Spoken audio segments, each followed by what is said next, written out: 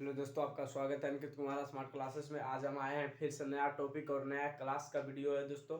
तो जो कि ये वीडियो बन रहा है दोस्तों क्लास 10th का लिए वीडियो है, क्लास 10th का। वो भी क्या है तो क्लास 10th के लिए बहुत ही 5 नंबर का क्वेश्चन आता है दोस्तों। 5 नंबर का क्वेश्चन आता है। कौन सा क्वेश्चन आता है? 5 नंबर का अंक जो है दोस्तों पूछा जाता है। तो ये जो आता है 5 नंबर का, तो इसमें कौन सा क्वेश्चन है जो 5 नंबर का आपका आता है वो मैं कराने जा रहा हूँ। इस बार मैथ में 8 क्वेश्चन टोटल पूछेगा दोस्तों। इसमें मैं बात कर रहा हूँ सिर्फ दीर्घोत्तरीय का, तो उसमें थेल्स पर में आपका आ सकता है, जो कि सिद्ध करने जा रहा हूँ दोस्तों। थेल्स पर में सिद्ध करेंगे। थेल्स पर में क्या है उसके बारे में डिटेल जानेंगे दोस्तों। थेल्स पर में सिद्ध करेंगे, और थेल्स पर में अगर सिद्ध हो गया तो आपका 5 नंबर बोर्ड एग्जाम में आ सकता है दोस्तों। तो आप इसको सिद्ध करके देखिएगा। अगर नहीं आता है तो इस वीडियो पर क्लिक किए हैं तो जरूर सीख के जाइएगा। तो देखिए इस वीडियो को मैं स्टार्ट करता हूँ। तो चलिए, इसमें जितना भी है तो पहले समझना है। एक त्रिभुज है दोस्तों, यहाँ पे आप मान लीजिए यहाँ पे एक त्रिभुज है। यहाँ पे सर्वप्रथम एक त्रिभुज ले लेते हैं।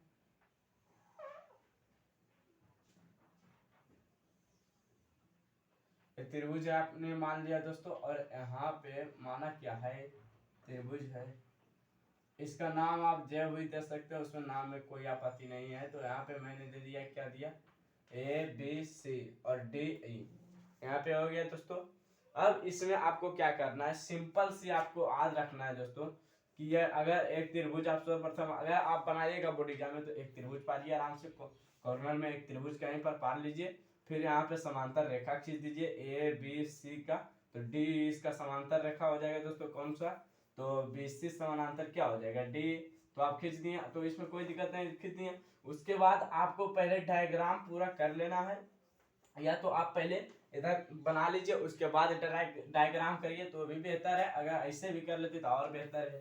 तो इसमें देखिए यहाँ पे, तो अब क्या कर लेते हैं दोस्तों, यहाँ पे रचना कर लेते हैं, जो कि लिखना भी है, रचना लिखा जाता है दोस्तों। तो यहाँ पे इसको मिला दिए 20 से, और CD को मिला देता हूँ। CD को मिला दिया, और यहाँ पे लंब डालना है दोस्तों, लंब डालना है, क्योंकि आएगा तो ये लंबी डलाएगा। यह हो जाएगा यहाँ पे यन। यहाँ पे क्या डालना है दोस्तों, यन। तो इतना इतना सारा आपको करने के बाद एक पॉइंट जो है दोस्तों, इतना अगर आप कर देते हैं तो एक फिगर आपका पूरा से अच्छा से ड्रॉ हो गया है। तो फिगर ड्रॉ हो गया तो उसमें कोई दिक्कत नहीं। फिगर ड्रॉ होने के बाद एक चीज आपको और करना है। यहाँ पे अब आपका क्या करना है दोस्तों, थेल्स पर मैं सिद्ध कर रहा हूँ, तो यहाँ पे लिख दीजिएगा। आपको वहाँ पे बोर्ड एग्जाम में नहीं लिखना है, मैं वीडियो बना रहा हूँ जिसके कारण से यहाँ पर थेल्स पर में सिद्ध करना है। तो यहाँ पे सर्वप्रथम आपको क्या पढ़ना मानना पड़ेगा। तो मानेंगे, देखिए मानेंगे कैसे। तो माना कि यहाँ पे सबसे बढ़िया रहेगा दिया है, दिया है मान लेंगे। क्या मानेंगे दोस्तों, माना कि ABC एक त्रिभुज है। ABC एक त्रिभुज है जिसमें क्या है, जिसमें D इस समानांतर BC है। आप इसको इस प्रकार से भी लिख सकते हैं दोस्तों, BC समानांतर DC। आप इसको इस प्रकार से भी लिख सकते हैं, BC समानांतर DC भी आप लिख सकते हैं, उसमें कोई दिक्कत नहीं। BC बराबर D भी लिख सकते हैं, तो D बराबर BC आप जो भी लिखे सब सही होगा। लेकिन BC बराबर D या तो D बराबर C, सॉरी D बराबर BC। तो यहाँ पे लिख दिया दोस्तों, क्योंकि इतना दिया हुआ है त्रिभुज में, आपका इतना दिया रहेगा। क्या क्या दिया रहेगा, यहाँ पर ड्रॉ कर देता हूँ दोस्तों। यहाँ पे इस प्रकार से आपको दिया रहेगा ABCD। दिया नहीं रहेगा, मतलब एक क्वेश्चन में मतलब मान के लिए जाता है कि इतना दिया हुआ है। तो यहाँ पे से फिर करिएगा। फिर आपको क्या सिद्ध करना है, सिद्ध करना क्या है, तो सिद्ध करना है जो आप लिखिएगा। तो सिद्ध करना आपको क्या है दोस्तों, सिद्ध करना है हमको यही ना कि जो दिया है उसको AD बराबर BD हमको करना है, AD बराबर BD। और इसमें क्या है, AE बराबर, या आप इस भाग को छोड़ दीजिए इतना, और AE बराबर ए बराबर आपको क्या करना है, ए आप छोड़ दीजिए और इसी, तो ए आपको सिद्ध करना है, ये आपको इतना सारा सिद्ध करना है, इसी से निकला है तो इसी से आप सिद्ध भी करिएगा। इसका भी विपरीत होता है कि अगर ए आपको दिया गया है तो इसको सिद्ध करना होता है BC बराबर डी। ए होता है थेल्स प्रमेय का विलोम। क्या होता है दोस्तों, थेल्स प्रमेय का ये विलोम है, थेल्स प्रमेय का विलोम है। ठीक है, थेल्स प्रमेय का वो विलोम है, तो यहाँ पे सिद्ध करना क्या है वो लिख देता हूं। तो AD बराबर BD बराबर AE बराबर इसी आपको सिद्ध करना है। अब जो आपको रचना में दिया गया है दोस्तों, रचना सर्वप्रथम आपको लिख देना है, रचना first step, second step, third step, फिर फोर्थ स्टेप। परमाण में आता है तो दोस्तों फोर्थ स्टेप में पूरा आपका क्लियर हो जाता है। तो देखिए यहाँ पे रचना में क्या दिया है, क्या दिए हैं, तो डीएम लंब है किस पर, डीएम लंब है AC एवं, अब समझाते हैं दोस्तों, पहले इसको लिख लेते हैं। और क्या लंब है दोस्तों, डीएम लंब है, और यनी लंब है किस पर, AB, तथा BE और CD को मिलाया। क्या क्या किए इसमें आप जो पहले समझ लीजिए। यहाँ पे अगर आप समझ लेते हैं तो थेल्स प्रमेय आपको बिल्कुल ही क्लियर हो जाएगा। तो यहाँ पर समझने के लिए आपको सर्वप्रथम क्या करना है कि आप देखिए, मैंने रचना किया था, फिगर बना रहा था इस प्रकार से, तो ये क्या किया, BE को मिलाया, तो BE को मिलाया तो यहाँ लिख दिया, और फिर यहाँ से इसको मिलाया CD को, तो BE और CD को मिलाया, यहाँ पर हो गया दोस्तों। फिर आता है डीएम लंब है AC पर, तो यहाँ पे देखिए डीएम लंब है, यहाँ पे यम है, तो डीएम किस पर लंब है, AE पर, तो AE है जो दोस्तों, AE जो पूरा क्या है, AE तो AC है, AC बराबर मैं लिख सकता हूँ, क्या लिख सकता हूँ दोस्तों, AE बराबर EC लिख सकता हूँ। तो A लिख सकता हूँ, तो AE पर लंब है, तो अगर AC पर डालेंगे तो कोई दिक्कत नहीं है, तो AC पर वहां पे डाला गया, और उसी प्रकार से यनी है लंब है AB पर, तो इसमें कोई दिक्कत नहीं है। नेक्स्ट पॉइंट आपका आता है जो दोस्तों, यहाँ से आपका प्रारंभ हो जाता है, क्या प्रारंभ हो जाता है, मैथ बनना आसान हो जाता है। सबसे बढ़िया आपको क्या मैट्रिक बताता हूँ दोस्तों, इसमें पहला सिद्ध करना है, पहला दिया हुआ क्या चीज उसको लिख लेना है, उसके बाद आपको सिद्ध क्या करना है उसको लिख लीजिएगा। उसके बाद आपको क्या करना है, उसके बाद रचना में जो भी दिया गया है, जो भी त्रिभुज में आप किए हैं, यहाँ से लाइन खींचे, वहां से खींचे हैं, वहां पे लंब डाले हैं, तो वहां पे आपको रचना में लिख देना है सारा कुछ, जो आप किए थे त्रिभुज में उतना आपको लिख देना है। और फिर आता है परमाण, जो कि परमाण से आपका प्रारंभ हो जाता है सिद्ध हुआ। तो प्रारंभ कैसे, प्रमाण से क्या करेंगे, तो आप पहले त्रिभुज का क्षेत्रफल तो जानते होंगे, त्रिभुज का क्षेत्रफल क्या होता है, अगर नहीं जानते हैं तो 1 बटा आधार गुने ऊंचाई होता है। क्या होता है दोस्तों, त्रिभुज का क्षेत्रफल 1/2 आधार गुने ऊंचाई होता है, आप इसको याद रखिएगा। तो यहाँ पे मैं लिख देता हूं, त्रिभुज का क्षेत्रफल बराबर 1/2 आधार गुने ऊंचाई, लिख दिया दोस्तों।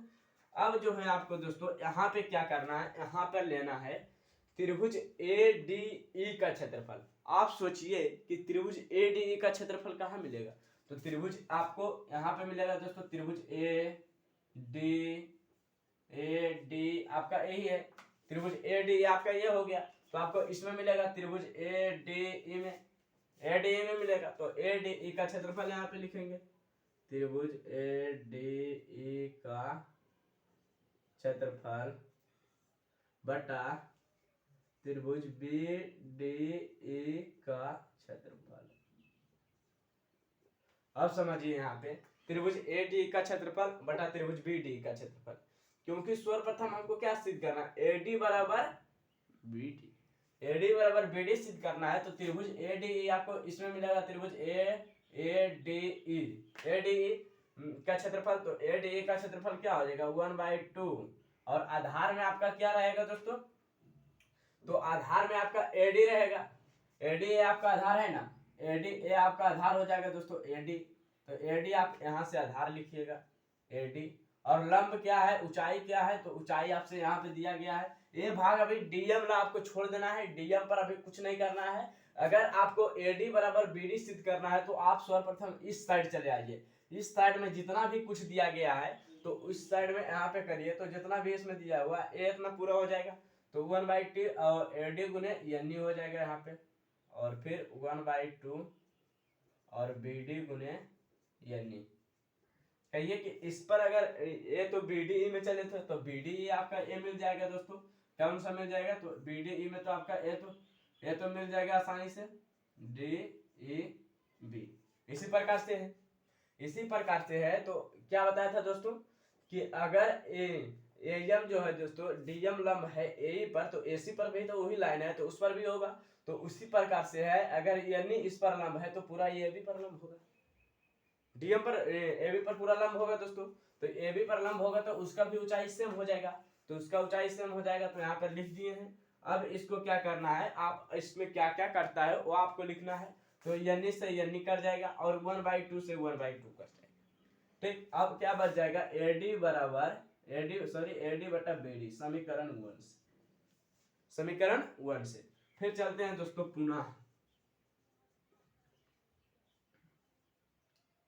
पुनः चलना है त्रिभुज फिर से ADE में। ADE का क्षेत्रफल और त्रिभुज CDE का क्षेत्रफल, फिर आपको क्या कर देना है, बराबर कर देना है। तो बराबर करेंगे तो फिर आपका ADE में ऊपरला त्रिभुज आपको लेना है, कॉमन होगा ऊपरला त्रिभुज, क्या होगा, ADE का क्षेत्रफल और बटा फिर आ जाएगा इसमें। इस बार इस साइड से चले थे दोस्तों, तो इस बार इस साइड से चलेंगे। तो इसमें BDE लिए थे इस साइड से, तो इसमें CDE लेंगे। तो CD यहाँ पे लिख दिए, CD लिए। फिर बराबर में क्या करेंगे, 1/2 आधार गुने ऊंचाई, DM आपका आधार हो जाएगा, उसमें कुछ बोलना नहीं पड़ेगा। तो AE गुने DM 1/2 यही हो गया दोस्तों। अब इसमें चलेंगे तो EC हो जाएगा, EC पर लंब है DM, तो DM यहाँ पे लिख देंगे DM। अब क्या करना है, आपको क्रॉस कर देना है, जो कट रहा है उसको काट देना, कहने का तात्पर्य है। AE बराबर EC समीकरण 2। ये जो आपका दोस्तों समीकरण 1 का निष्कर्षण हो चुका है, समीकरण 2 का निष्कर्षण हो चुका है। अब जो है आपका मेन इंपोर्टेंट टॉपिक ध्यान देना है। अगर आपको यहाँ पे दिख रहा होगा दोस्तों, तो यहाँ पे लिख देता हूँ, दिख रहा होगा तो वहां पे लिख देता हूँ, लेकिन दिख नहीं रहा है तो ये आपको यहाँ पे नहीं दिख रहा है, तो जिसके कारण से यहाँ पे थोड़ा और ऊपर यहाँ पे लिखना पड़ेगा इसको। AE बराबर AE बटा AC, AE बटा EC अब दिख रहा होगा दोस्तों, AE बटा EC। अब ए साइड से चलेंगे, अब जो भी है इधर इसको इरेज कर देता हूँ दोस्तों। तो देखिए अब जो है आपको यहाँ पे क्या लिखना है दोस्तों, यहाँ पे आपको लिखना है दो समांतर रेखाएं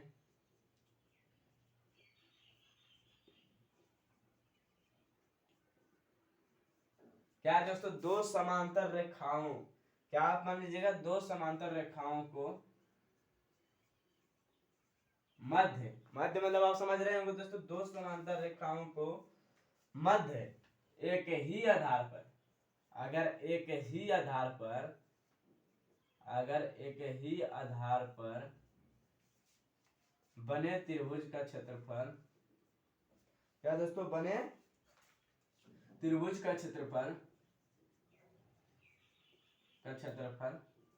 बराबर होता है। यही पॉइंट बताने जा रहा था दोस्तों। तो इसमें आपको इंपोर्टेंट क्या लग रहा है कि दो समांतर रेखाओं को मध्य एक ही आधार पर बने त्रिभुज का क्षेत्रफल बराबर होता है। अगर एक ही आधार पर बन रहा है त्रिभुज का क्षेत्रफल तो दोनों बराबर होगा। तो इसलिए क्या हो जाएगा, इसलिए हो जाएगा चूंकि AD बराबर क्या हो जाएगा, तो AD बराबर CD हो जाएगा। AD बराबर CD सिर्फ नहीं कर सकते हैं, AD बराबर का क्षेत्रफल और बराबर CDE का क्षेत्रफल। इसलिए आप क्या कर सकते हैं, ADE और बटा BDE का क्षेत्रफल और बराबर, फिर यहाँ पे हो जाएगा ADE का क्षेत्रफल बटा CDE का क्षेत्रफल। अगर ये दोनों बराबर है दोस्तों तो समीकरण 1 और 2 भी बराबर होगा। समीकरण 1 और 2 भी बराबर होगा। अगर ये दोनों बराबर हो जा रहा है, ये दोनों बराबर हो जा रहा है, तो इसी का पार्ट से इसी का निष्कर्षण आया AD बटा BD और A बटा EC है ना। तो यहाँ पे क्या करिएगा, समीकरण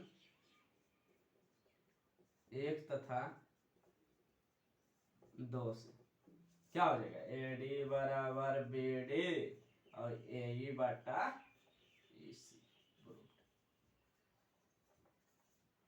आपका प्रूव्ड हो गया दोस्तों। तो जितना भी थेल्स प्रमेय का थ्योरम था, मतलब इसको सिद्ध करना तो पूरी बारीकी तरीके से सिद्ध कर दिया गया है। तो अगर आपको वीडियो ये पसंद लगता है दोस्तों, तो सबसे पहले आप वीडियो को लाइक करिएगा, उसके बाद चैनल को सब्सक्राइब करिएगा। तो फिर से नेक्स्ट वीडियो में मिलते हैं। इसी का नेक्स्ट वीडियो आएगा, क्या आएगा तो बता देता हूँ। इसी का नेक्स्ट वीडियो आएगा थेल्स प्रमेय का विलोम, थेल्स प्रमेय का विलोम। तो चलिए इस वीडियो को समाप्त करता हूँ। मिलेंगे नेक्स्ट वीडियो के लिए। Thank you, best of luck, धन्यवाद।